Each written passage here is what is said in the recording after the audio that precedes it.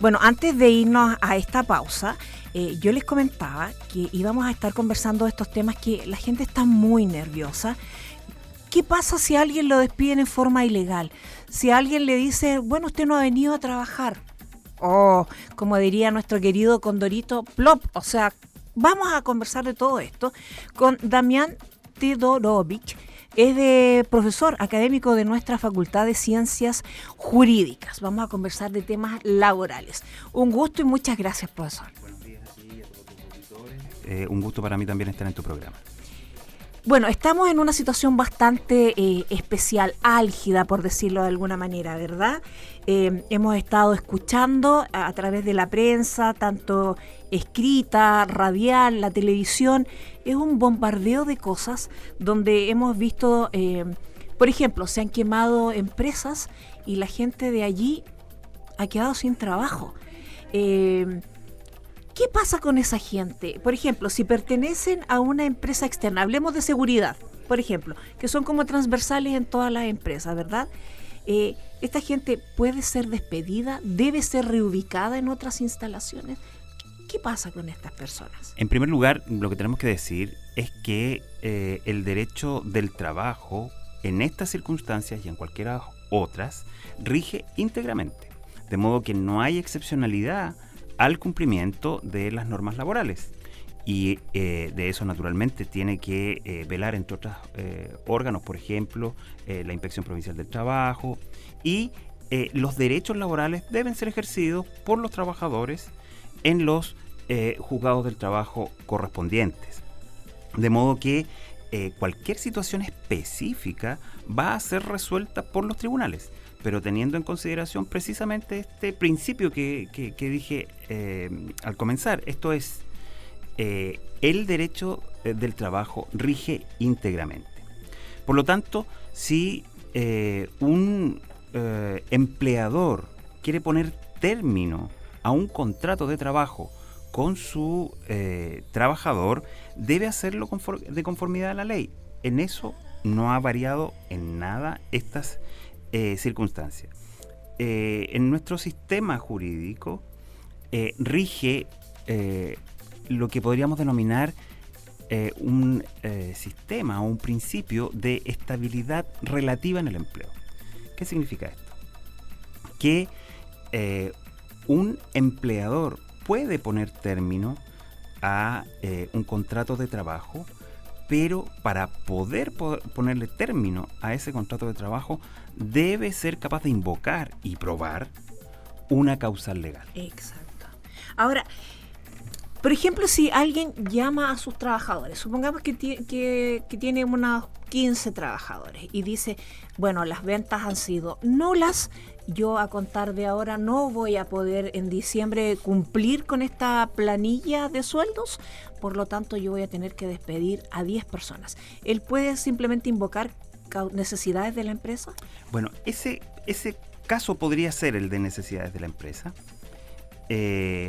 pero tal como dije hace un rato, no solo debe invocar la causal, sino que debe ser capaz de hacerlo, porque esa no es simplemente que subjetivamente el empleador perciba que las condiciones económicas le permiten hacer esa terminación de contratos, sino que objetivamente debe darse la situación que le permita hacer ese término de contrato. Y eso naturalmente va a llegar a tribunales, o por lo menos es probable que llegue a tribunales. Como digo, los trabajadores tienen que ejercer sus derechos y los ejercen fundamentalmente Inspección del Trabajo o Juzgado del Trabajo.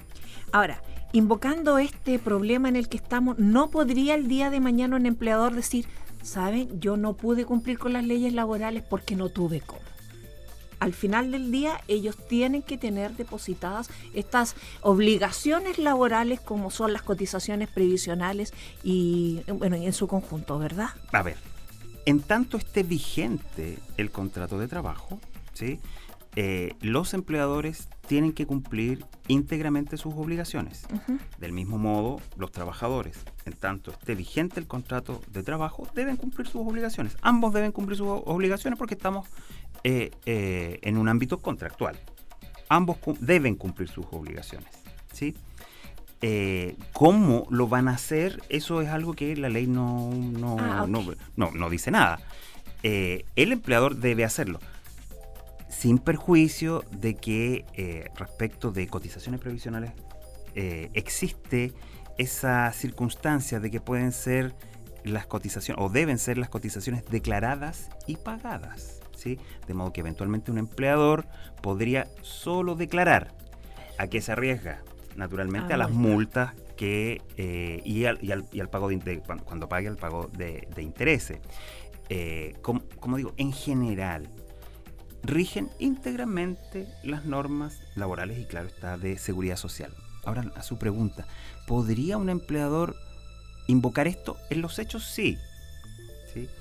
El punto es si es capaz de justificar en tribunales, ¿sí?, que estos hechos habilitan a la terminación del contrato de trabajo, porque deben cumplirse ciertos requisitos que los tribunales han ido más o menos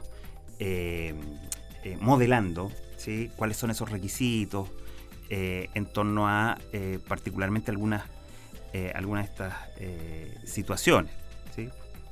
Ahora, le voy a hacer una pregunta que va a ser muy de perogrullo, pero mucha gente ha participado en las marchas. Hemos hablado que han sido marchas hermosas, originales. No hablemos de lo que pasa después en la noche, que aparecen las gárgolas y de todo. He escuchado yo que llaman a la gente en la noche. Hablemos lo del día. Y se ha dado también, lo hemos visto en la prensa, que hay gente que ha perdido un ojo. Hay gente que le han fracturado una mano. Y eso imposibilita que al otro día vaya a trabajar. ¿Qué pasa con eso? ¿Qué podría aducir el empleador? Porque no es un accidente laboral, la persona no está yendo a trabajar, fue por una cosa que no tiene nada que ver con el trabajo. ¿Qué pasa con eso? A ver, la obligación de asistir a prestar los servicios admite eventualmente la excepción o admite algunas excepciones, porque en realidad pensaba hablar específicamente acerca de la licencia, pero la licencia es una forma de justificar, la más habitual, ¿sí?, la más frecuente. El hecho de que esté vinculada la licencia a un accidente del trabajo o una enfermedad profesional no importa tanto, porque puede ser una enfermedad común, ¿sí?, y no obstante eso, igual justificar la inasistencia. Lo importante, como causal de término de la relación laboral, de término del contrato de trabajo, es que la ausencia se encuentre justificada. Perfecto. ¿Sí? Insisto, la licencia parece ser que es la justificación más conocida, la más evidente, la más razonable también. Pero hay podrían otras circunstancias justificar la inasistencia. La verdad es que ahora, en este momento, no se me ocurre algo tan claro, pero imaginemos que un trabajador en una de estas marchas, ¿sí?, es detenido, ¿sí?, o es privado de libertad por las policías de alguna manera, de las otras maneras, ¿sí?, y no es liberado sino hasta el día siguiente, ¿sí? Eventualmente podríamos decir que ha ocurrido un hecho que no era previsible para el trabajador, salvo el hecho de asistir a la marcha, pero él no tenía previsto, por así decirlo, que iba a ser detenido. Iba a ser detenido. Tampoco es posible de resistir, digamos. Incluso a riesgo de cometer más actos injustificados si se resiste a eso.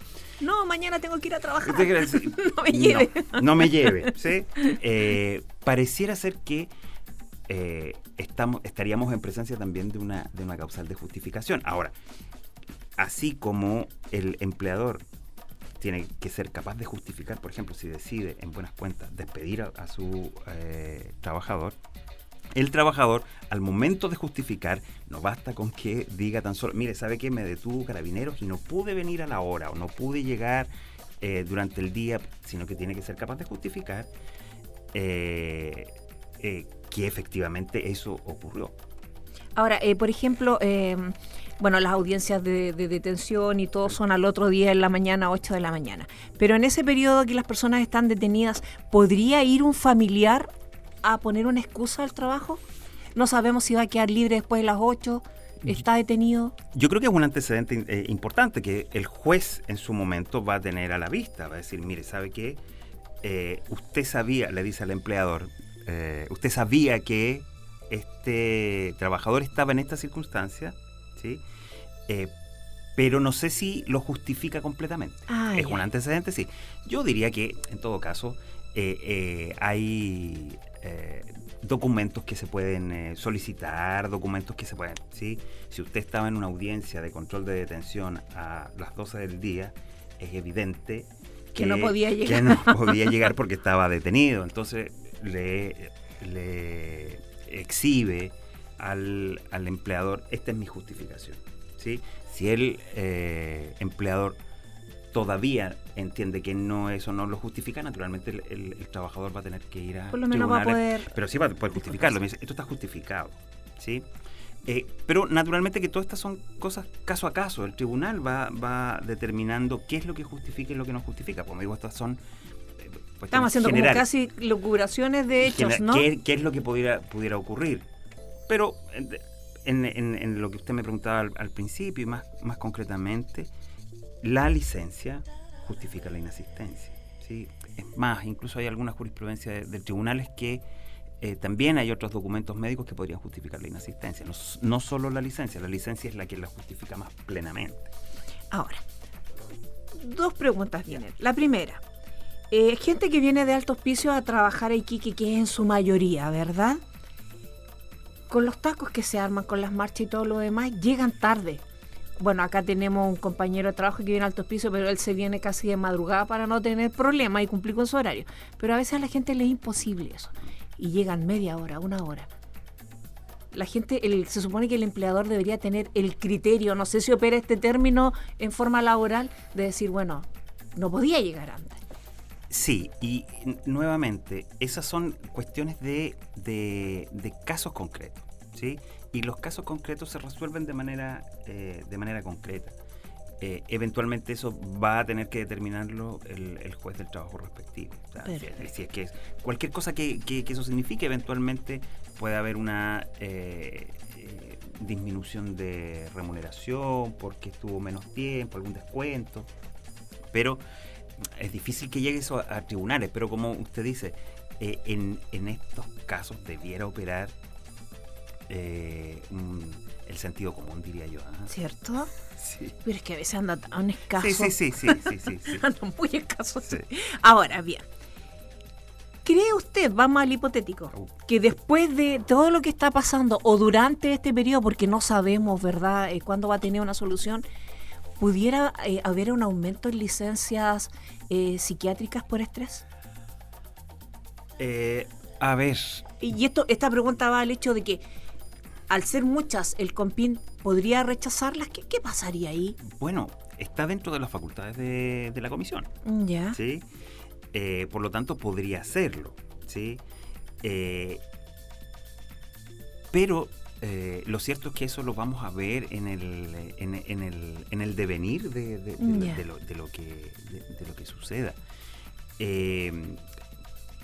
Pudiera ser, estamos en una situación bastante anómala, diría yo, en la que sobre todo lo que más hay incertidumbre, ¿sí? Y la incertidumbre en realidad provoca mucha angustia.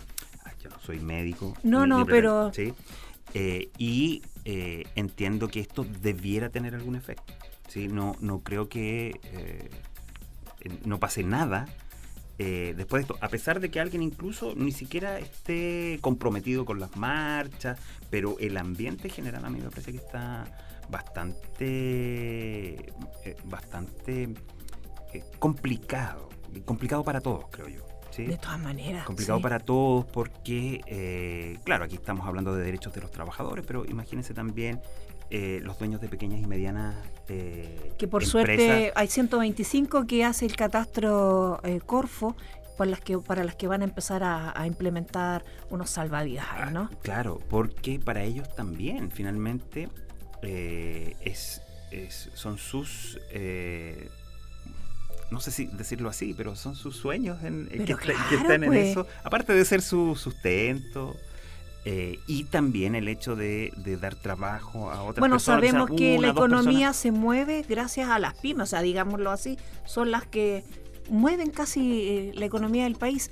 Ahora, le voy a hacer otra pregunta, hago puras preguntas, pero es que la gente está en esta situación. Supongamos que en un trabajo están todos por una postura. Y hay 2 o 3 disidentes. Okay. Y están todos enojados. Y la jefatura toma postura por una de estas ideas. Y empieza el acoso ahí. ¿Cómo? ¿Pero cómo? ¿Tú no? ¿Esa persona No. podría ir a poner una denuncia por acoso laboral? ¿O podría decir que se está enfermando a los nervios por el problema que estamos viviendo? Sí podría. ¿Ya? Naturalmente que esto, nuevamente, en todo esto, hay temas de prueba que son importantes. Ahora, ¿qué es lo que creo yo, a propósito de lo que usted me preguntó? O sea, ¿se opera en esto el criterio? ¿Opera? Y yo le dije, sí, oiga, mire, puede haber sentido común. Un empleador no solo es dueño de la su fuente laboral, claro. ¿sí? Sino que él además organiza un grupo humano, ¿sí? Y de alguna manera podríamos decir él tiene cierta responsabilidad sobre ese grupo humano. Independiente de las posturas que se tengan, el empleador debe, ¿sí?, tomar las medidas necesarias para que los derechos de los trabajadores no se vean vulnerados en ese lugar, en esa organización de trabajo, ¿sí? De modo que ahí el empleador, creo yo, debe tomar las medidas necesarias ¿Es para como que eso... mantenerse al margen y controlar la No situación? sé si mantenerse al margen porque él puede tener perfectamente su opinión.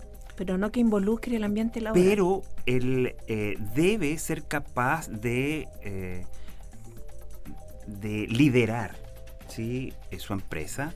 Él finalmente es el que organiza el modo de producción, cómo se hacen las cosas, ¿sí? Y él debe ser capaz entonces de que todos sus trabajadores vivan en un ambiente sano, en el que no haya vulneraciones a los derechos de los trabajadores, ¿sí? Como el primero, digamos. Después, naturalmente... Tiene que dar el ejemplo, ¿no? Y después los trabajadores naturalmente pueden ejercer sus derechos, pueden denunciar a la Inspección del Trabajo o derechamente interponer una denuncia o demanda en el juzgado del trabajo. Vamos a ir a una pequeña pausa y de vuelta, porque hemos hablado de lo que es un trabajo en forma particular. Vamos a ir a conversar qué pasa con este llamado que hacen los empleados públicos y cómo va después opera el asunto de los descuentos y todo lo demás, que es un tema bien complicado que lo hemos vivido casi todos los años con la gente de la ANEF, pero ahora estamos en otra parada, ¿no? Uh-huh. Vamos entonces a una pausa musical.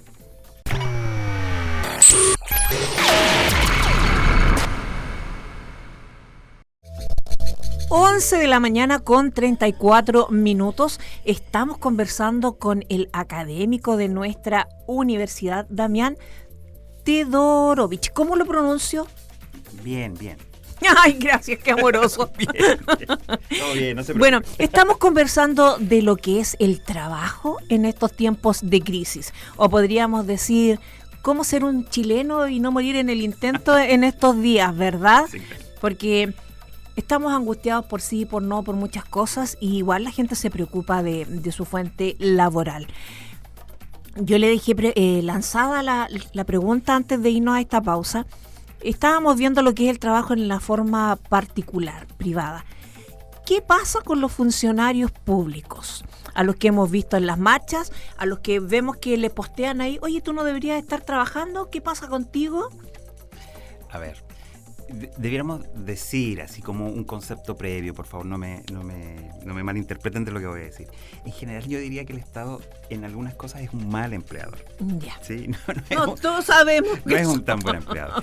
Porque de partida las normas del Código del Trabajo por regla general no se aplican, hay normas sí que se aplican de Código del Trabajo, pero por regla general lo que se aplica a los funcionarios públicos es el estatuto administrativo. Exacto. Que tiene otras normas. En algunos casos, efectivamente, el estatuto administrativo beneficia a los funcionarios públicos, ¿sí? Pero, entre otras cosas, por ejemplo, no hay normativa relativa a sindicatos, digamos. No hay sindicatos de funcionarios públicos, hay asociaciones de funcionarios públicos. Tampoco el derecho a huelga está regulado, como sí tienen los trabajadores, que puede ser criticable el sistema, podemos criticar, pero tienen derecho a negociar colectivamente, y dentro de la negociación colectiva los trabajadores tienen derecho a decidir la huelga. Los empleados públicos no. ¿Sí? Los funcionarios públicos no. Entonces, de alguna manera, claro, tienen razón cuando se dice eso. Finalmente, hay algo de eso, pero es porque el Estado ha decidido regular a los funcionarios públicos de una manera diferente. Incluso la relación que existe entre el funcionario y el Estado no es exactamente una relación laboral, a pesar de que si fuésemos a tribunales, los tribunales nos dirían, mire, aquí se dan todos los requisitos para una relación laboral. Prestación de servicios por cuenta ajena, subordinación, dependencia, ¿sí?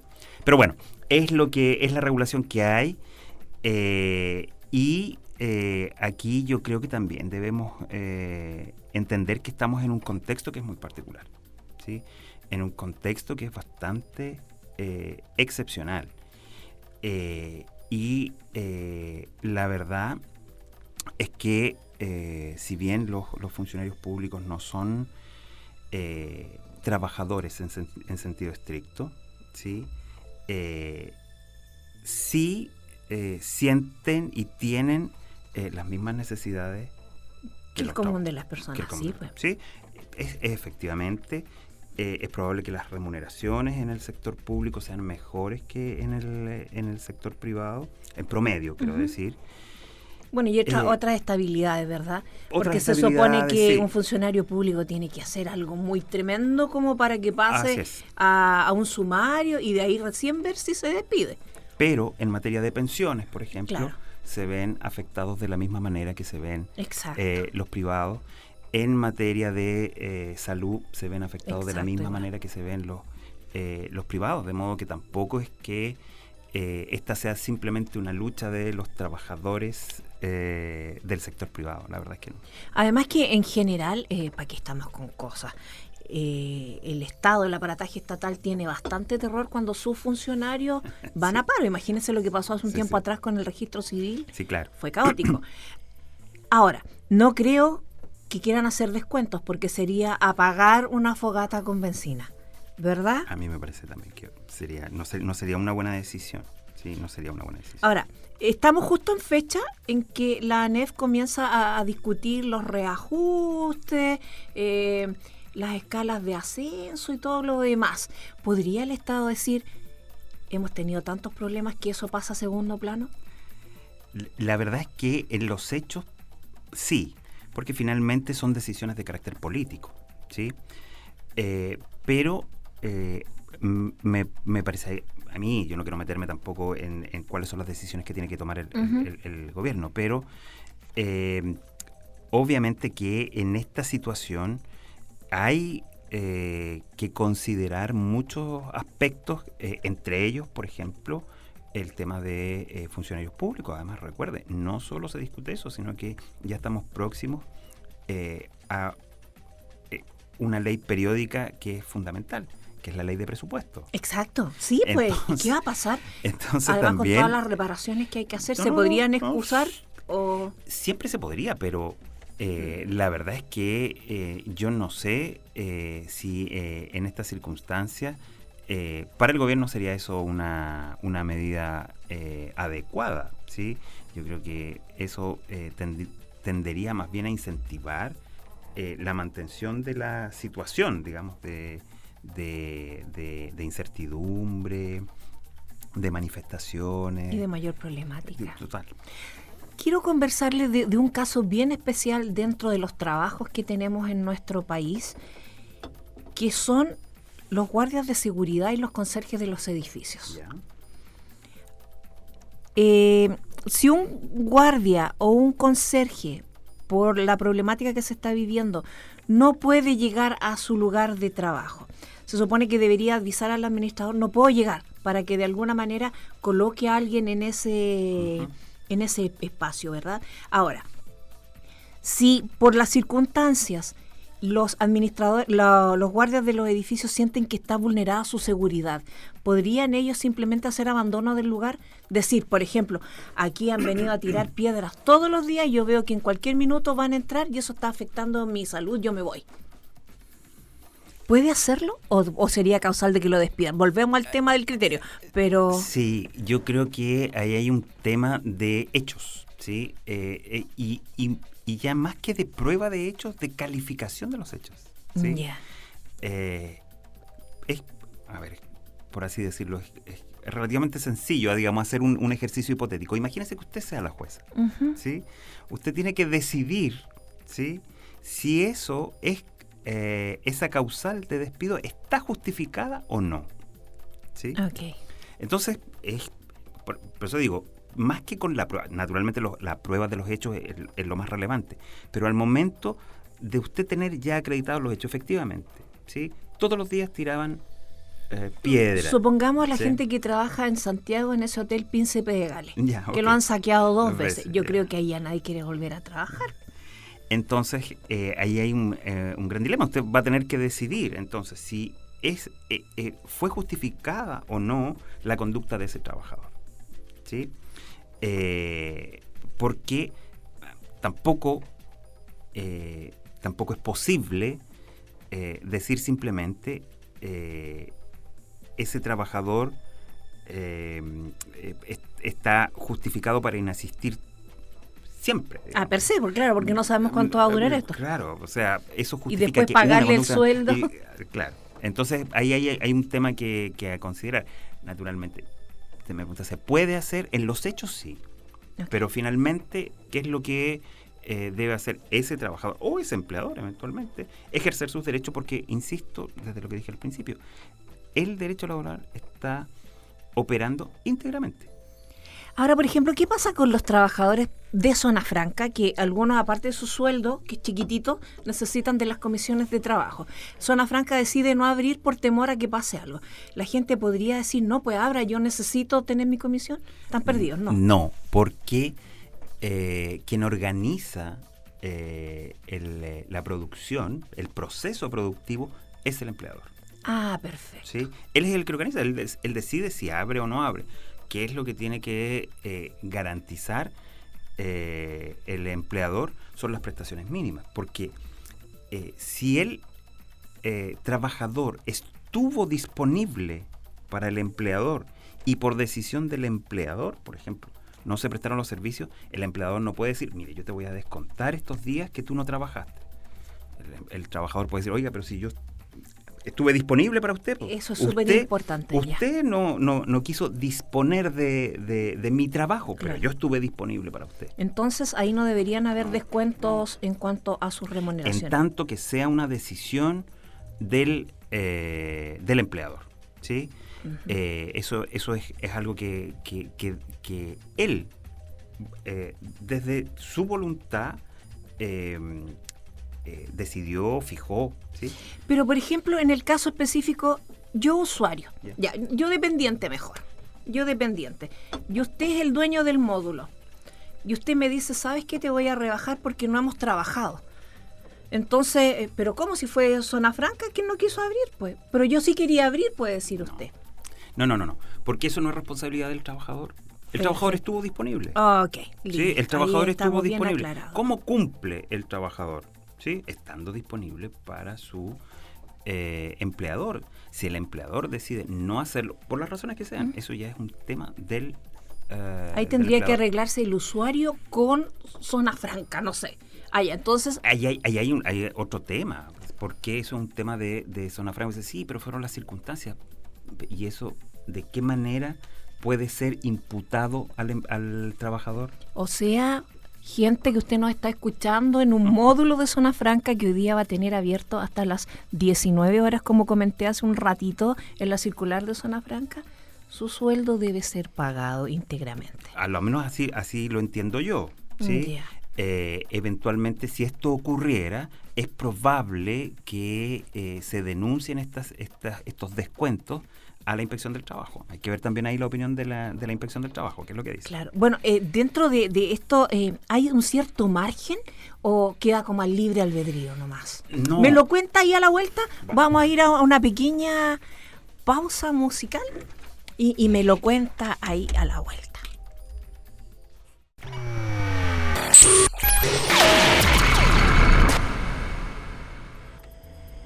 11 de la mañana con 51 minutos. Me demoré al ver la hora porque me saqué los lentes y no veo nada cuando me los saco después. Y están muy chiquititos los números. Quedó una respuesta ahí en el aire, profesor. A ver, tenemos que entender que el derecho, lo que nosotros en el mundo occidental denominamos derecho, ¿sí?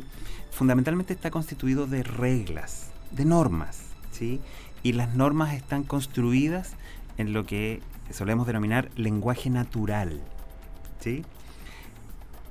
Dos de los problemas más característicos del lenguaje natural es que es vago y ambiguo, ¿sí? Y esos problemas de vaguedad y ambigüedad se extienden, por supuesto, a todo el derecho, ¿sí?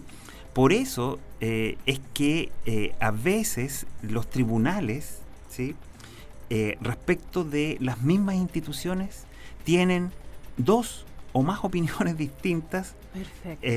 Y fundamentalmente se trata de eso, ¿sí? El proceso de interpretación que hacen los tribunales particularmente tiene que ver con estos procesos de ambigüedad y de vaguedad. Por eso es que a veces tenemos estas situaciones tan inciertas que los tribunales van dando solución caso a caso. Con el inconveniente en el caso de nuestro derecho, en que el precedente no es obligatorio. Entonces lo que haya lo que haya resuelto otro tribunal de la misma jerarquía o de superior jerarquía no obliga al tribunal, y el tribunal es soberano para decidir en sentido exactamente contrario. Pero acá podría darse que alguien diga, bueno, haya una jurisprudencia al respecto, igual lo evalúa el tribunal. Se dice, pero no tiene fuerza obligatoria. De hecho, se utiliza esa misma expresión. Esta es jurisprudencia de la Corte de Apelaciones, jurisprudencia de es como la Corte es Suprema. Como estar diciéndolo, por si acaso, tómelo en cuenta. Yeah. Sí. Ahora, yo le planteaba ahí detrás de cámaras, de micrófono, ¿qué pasa con los choferes de los colectivos? Sabemos que en general todo lo que tiene que ver con el transporte público en nuestra región es bastante especial. Se han tratado de poner líneas, no ha pasado nada. Bueno, ¿para qué vamos a entrar en detalles? Si usted que va conduciendo el auto sabe perfectamente que lo que estoy diciendo es cierto. El pasajero que va sentado atrás se enoja porque no lo deja precisamente en la esquina y usted se enoja porque dice que no es radiotaxi. Bueno, muchas cosas pasan en nuestro transporte público o de repente empiezan las manifestaciones y nadie quiere ser colectivo, quieren ser todos taxis. Bueno, pero nosotros ya estamos acostumbrados. La pregunta apunta a lo siguiente. ¿Qué pasa si yo soy chofer, voy conduciendo un auto, justo se me ocurre pasar por el medio de una manifestación y quedo como si hubiera ido a la guerra? Todo el mundo me tiró piedras, se quebró el parabrisas y el dueño del auto me dice, usted me lo tiene que arreglar, usted me lo tiene que pagar. A ver, la situación de los conductores de colectivos es una situación algo particular, diría yo, porque si tomamos el caso de los conductores de microbuses, de autobuses, El transporte público mayor. sí, claramente tienen reglas a las cuales se someten en virtud del Código del Trabajo. ¿Por qué? Porque son trabajadores. Relación contractual. Laboral, de carácter Exacto, laboral. ya. Existe relación laboral entre esos los choferes y los propietarios del bus. Pero entre el propietario del colectivo y el chofer del colectivo, esa situación es más bien ambigua, diría yo. Ujú. Tendríamos que exactamente determinar, y seguramente sería caso a caso, desconozco si ha habido algún caso llevado a los tribunales, ¿sí?, respecto de un chofer de colectivo diciendo que ahí hay relación laboral, ¿sí?, porque en la práctica me parece que eso tiene que ver más con una relación civil que una relación laboral. Ah, ¿Sí? perfecto. A pesar de que, claro, uno dice, bueno, ¿qué es lo que caracteriza las relaciones civiles? Habitualmente, el que presta el servicio genera una boleta de honorario. Una boleta, claro. Bueno, no nos vamos a meter en ese Además punto. que eso sería súper complicado porque se imagina que yo a mi chofer le hago un contrato, tendría que pagarle las leyes provisionales y todo lo que involucra un contrato laboral, ¿o no? Si es que se da una relación laboral, todas las obligaciones laborales y previsionales, ¿sí?, Van ahí de la mano. deben ser cumplidas en ese caso si fuese un empleador. Por eso digo, es complejo el caso habría que verlo, yo no lo he estudiado en particular. Recuerden que para que exista relación laboral debe haber una prestación de servicios por cuenta ajena, no me quedo yo con la plata, Ujú. ¿sí? Es para otro. Es para otro. Subordinación, debe actuar bajo las instrucciones del el empleador, y dependencia. Todo el proceso productivo se hace conforme el empleador determina. Esas son las características esenciales de una relación laboral. Exista contrato escrito o no exista. Si se dan esas circunstancias, un tribunal debiera considerar que eso es una relación laboral. Por eso digo, habría que verlo en el caso concreto. De modo que debiéramos considerarlo así también al momento de tu pregunta. ¿Es responsable el chofer por los daños ocasionados al vehículo? Si eso fuese una relación laboral, yo diría no. Claramente Porque no. es un hecho fortuito, ¿no? En este caso. En ese caso hay hecho fortuito, pero además no es de responsabilidad del chofer, y el vehículo, el que pone las reglas del modo de producción es el empleador. Ahora, si lo consideramos como, entiendo yo que debiéramos considerarlo como un contrato civil, simplemente tenemos que estarnos a las estipulaciones del contrato. Claro. ¿Qué es lo que contrataron? ¿Sí? Lo que es también complejo porque habitualmente no constan por escrito los contratos. Son solo de palabras. Y en el mejor de los casos, supongamos que sí constaran por escrito, lo más probable es que la única estipulación que se escribiría Es la cuota y el día de la entrega. y no mucho más. Que quién debe hacerse cargo de los gastos del vehículo, seguramente no se incorporaría, ¿sí? Tendría que darse una situación que en los hechos no se da. Bueno, pero es bien complejo. Es complejo. Es súper complejo. ¿Qué otra gama se le ocurre a usted que podría correr riesgo en estos días? Que sabemos ya que van 20 días, no sabemos cuántos días más pueda durar esta situación. A ver, la verdad es que... porque hemos tratado de tocar el tópico de los particulares y de los funcionarios públicos. Que es la división más grande. Uh-huh. Sí, que es la división más grande. Yo, la verdad es que creo que esta situación es una situación compleja, no solo para los trabajadores, sino que es una situación compleja para el país completo. Me parece a mí que esta situación de incertidumbre no puede extenderse por mucho más tiempo, ¿sí? Ayer escuchaba, me parece que era el ministro de Hacienda el que decía que el índice IMASEC 2% nada más. Sí, anual. Claro, Sí, anual. Y que en septiembre-octubre iba a ser cercano a cero, ¿sí? ¿Cuánto puede el país resistir en esas condiciones? ¿Cuánto pueden resistir las pequeñas y medianas empresas?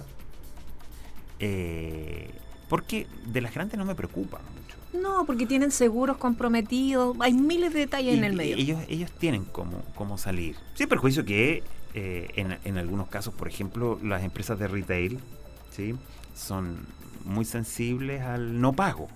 Sí, pues, pero se andan, no sé qué empresa hace poquitos días pidió una rebaja por una multa. Yo lo encontré vergonzoso, de verdad.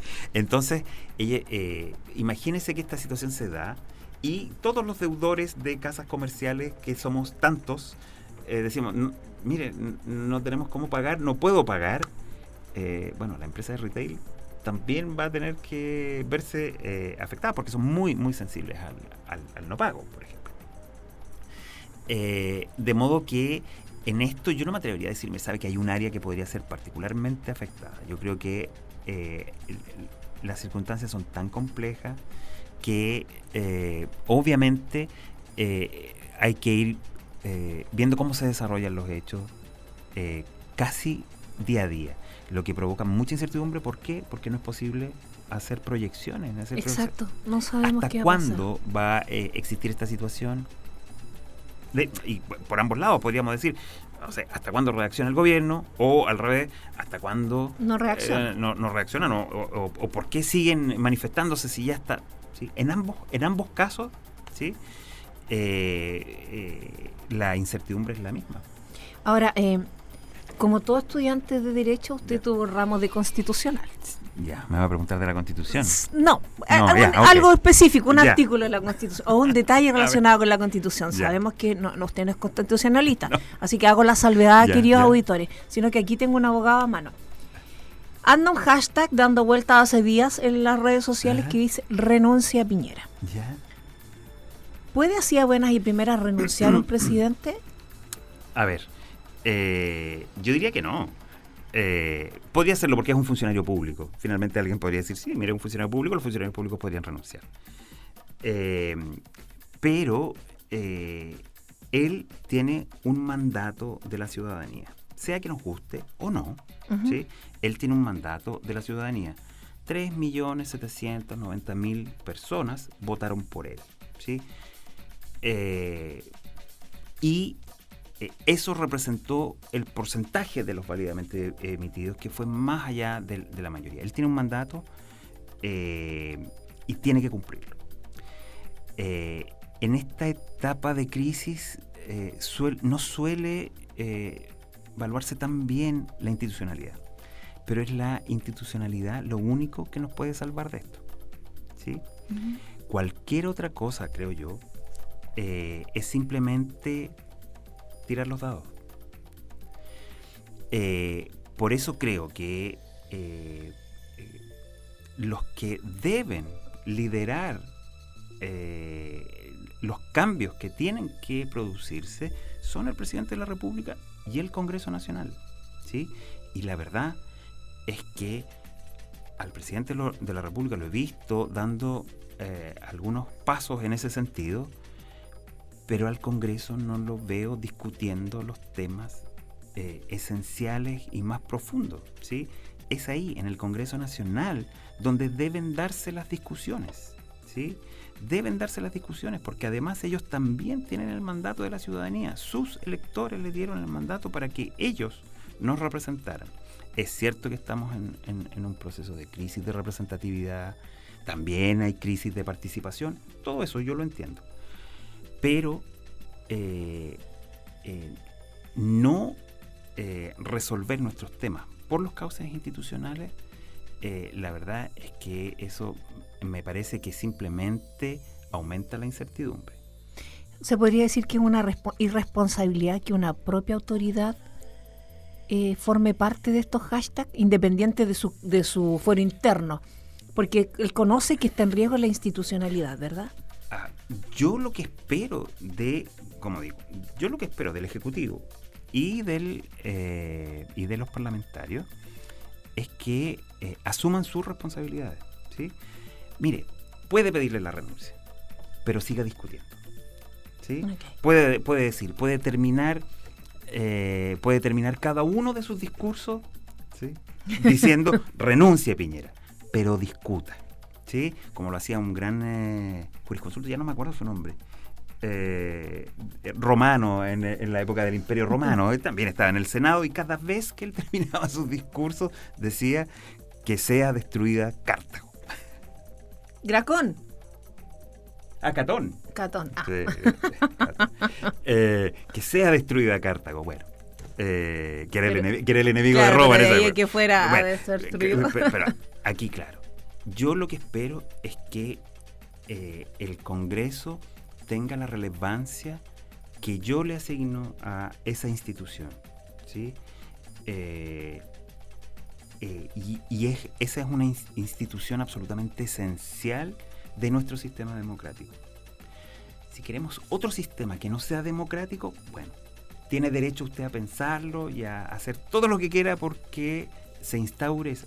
Pero en tanto este es nuestro sistema, yo me la juego por eso, por este sistema democrático que incluye autoridades a las cuales los mandatamos para que ejerzan su función. Presidente de la República, alcalde, consejeros regionales, concejales, diputados, senadores. Yo lo que espero es que esas autoridades cumplan su función esencial. Los legisladores que legislen y previo a decidir qué legislar, que se den las discusiones, todas las discusiones. Ahí tienen que darse, ¿sí? No deben darse en la calle, ¿sí? Eso es solo el síntoma de que estamos funcionando mal. Pero deben asumir esa responsabilidad, creo yo, ¿sí? Por supuesto.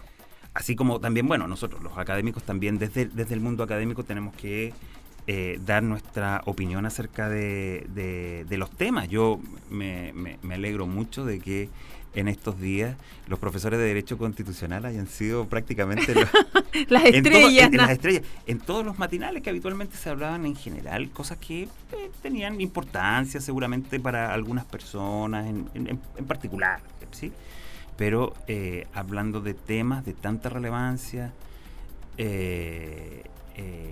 como, por ejemplo, modificar o sustituir completamente la Constitución, eso me alegra. Pero la discusión, ¿dónde debe darse? Es en el Parlamento, ahí.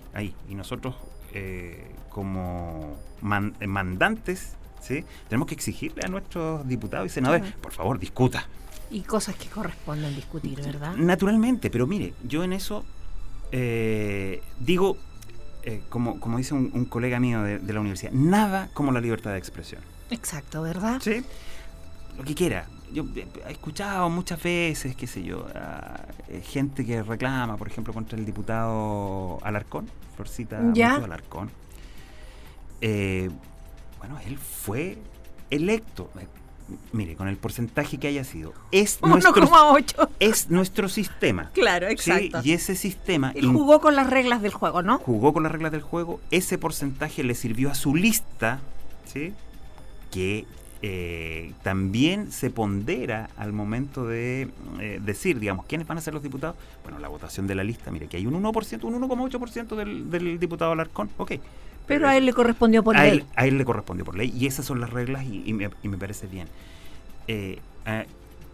Pero aparte de eso, dice, mire, este señor, las ridiculeces que hace, yo creo que todos tienen derecho a estar representados, incluso los ridículos. Además, por lo demás, los ridículos según quién. Exacto. ¿Sí? Yo estoy lejos de pensar como el diputado. No, pero a mí me parece que yo lo que... si es que algún diputado o senador me está escuchando, por favor discutan. Sí. Por favor, discutan. Eso es lo que tienen que hacer. Vayan a las discusiones de fondo, vayan a las discusiones prácticas, vayan a todas las discusiones. Pero todo con altura de mira, ¿verdad? Mire, a veces la pasión a uno le juega en contra. malas jugadas. ¿Sabe lo que me preocupa, profesor? Que se supone que una autoridad, con lo que significa, usted como abogado conoce lo que es el poder y la autoritas, que sí. Bueno, la persona podrá tener poder y no tiene autoridad, decían en Roma, ¿cierto? Lo más importante, los generales eran seguidos por la autoridad, por el respeto que infundían, y cuando eso no funcionaba, aplicaban el poder. Cierto. Pero digamos que las autoridades que tienen este nombre, esta investidura, deberían ser más responsables y llevar un poco como a la calma, tratar de contener a la gente y no ser ellos los que llamen a más locura. ¿No cree usted que hay una responsabilidad implícita en nuestras autoridades? Absolutamente, desde el presidente de la República hacia abajo. ¿Cierto? Todos debiéramos estar comprometidos con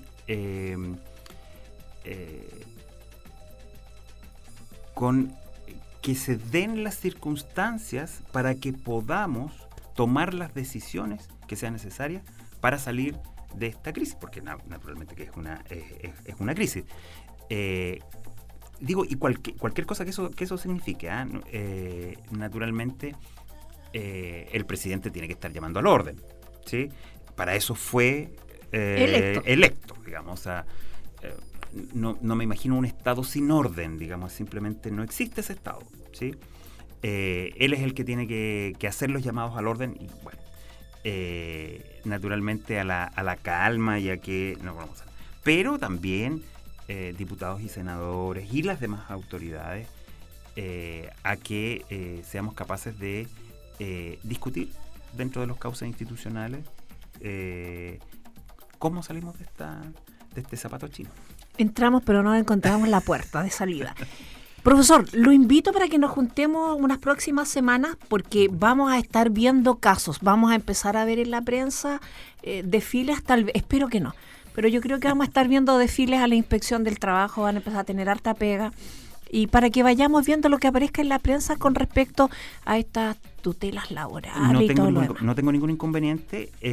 Yo espero que así sea, porque es parte de nuestra institucionalidad que quien supervigile la aplicación de las normas laborales sea, entre otros, la inspección del trabajo. Así que tengan ellos mucho trabajo me parece bien. Que las instituciones funcionen, como dijo alguien por ahí una vez. Sí, el presidente Lago lo dijo, ¿no? Sí. Bueno, ha sido un gusto. Hemos conversado con Damián Teodorovic, de nuestra Facultad de Ciencias Jurídicas. Si usted tiene alguna consulta que quiera hacerle la próxima vez que nos encontremos, ni un problema, nos llama al 572-445560. Nosotros anotamos y se las tenemos ahí para hacérsela al profesor.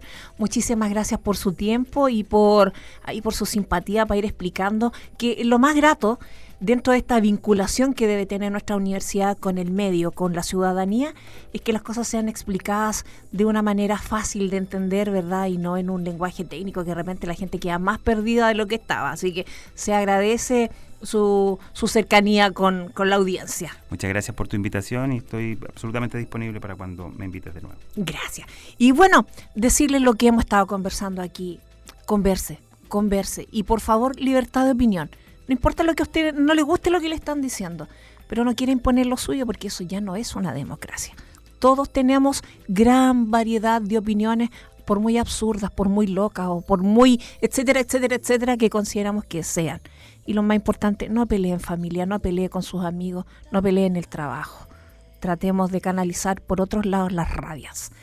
Son las 12 del día con 14 minutos. Vamos a una pausa con la mejor música de todos los tiempos. No se olviden que siempre hemos dicho que aquí en Radio UNAP usted no va a escuchar reggaetón, va a escuchar la mejor música de todos los tiempos. Radio UNAP 101.9.